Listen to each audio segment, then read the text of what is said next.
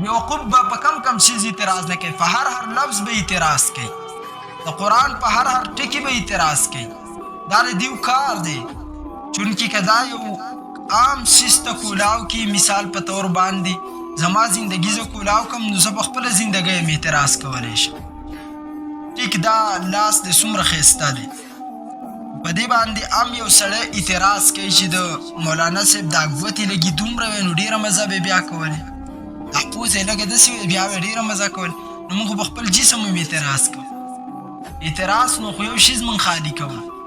اعتراض چې وی کې بیوقوفه اول قرآن ولوله چې الله دلته موږ ته طرز عمل خو په دې طریقه باندې ما سره کلام کوئ، خبرې کوئ، او قرآن ټول مناجات دي. بلا اعتراض. دویم نمبر اعتراض د الرحمن علی العرش استوا تحت شوی دی، چې الرحمن علی العرش استوا الله جل جلاله په عرش باندې. دا ملحد اویس هم ډېر کوي، زمونږ خلک په دې جواب باندې پوهېږي، عقیده زده کوي.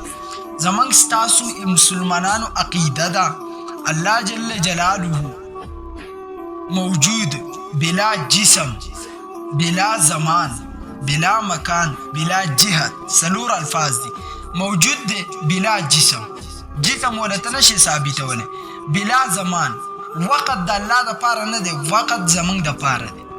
نو دا اعتراض هم نشي کولی چې الله دې وقت کې و، دې کې نه و، دې کې شته و، دې کې نشته. نه، وقت خو ستا دپاره دی، د الله دپاره وقت کم ځګین نه دی. وقت الله پیدا کړی دی، نو الله د وقت بهر دی، وقت کې دننه نه دی. لکه استاد جي حسن ندیم واجدي صاحب مثال ورکوي چې کمپیوټر ما ایجاد کړ، نو زه کمپیوټر دننه یم که بهر یم. نو د زمانې نه الله بهر دی، الله په زمانه کې نه دی. دریم نمبر بلا مکان. مکان زمکم مکان دی، هر شیز د الله نه علاوه دا مکانات چې الله پیدا کړل دي. عرش مکان دی، نو الله موږ په مکان نه منو چې الله موجود دی بلا جسم، بلا زمان، بلا مکان، د مکان نه علاوه بلا جهت.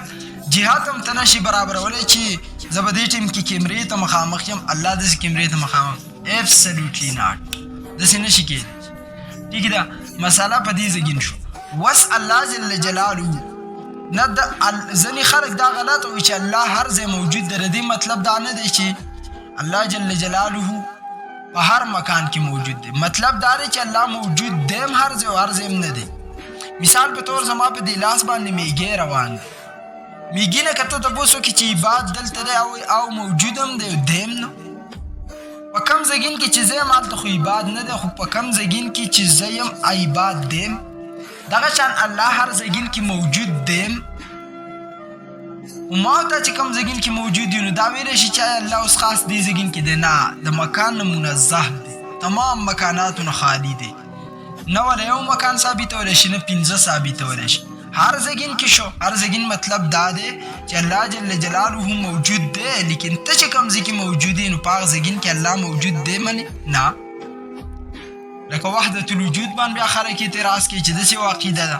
بهرحال دې پورې یاد ساتئ چې الرحمن علی العرش استوا آیات مطلب او مقصد دا دی الله جل جلاله بجلیم بوتله د نر بچي.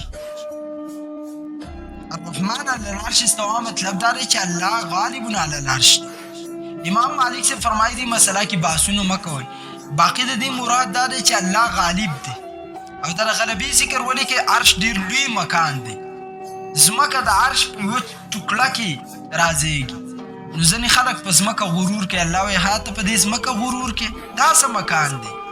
په یو پټي باندې جګړې کې دا څه شی دی؟ اسمان ته ستا رسایي نه کېږي، لیکن ته وینې چې دا اسمان دی. الله وایي زه د هغه شیز باچایي کوم چې هغه عرش دی. عرش زه په هغې غلبه لرم. ته په وړه ځمکه غلبه لري او تکبر کې. نو د الرحمن علی العرش استوا مطلب دا دی چې الله غالب علی العرش دی. باقي دا مکانات ټول په احاطه کې د الله دي. الله په احاطه کې دی. الله جل جلاله خپل ذکر وم نشي انشاءالله العزیز بیا به د قربانۍ حکم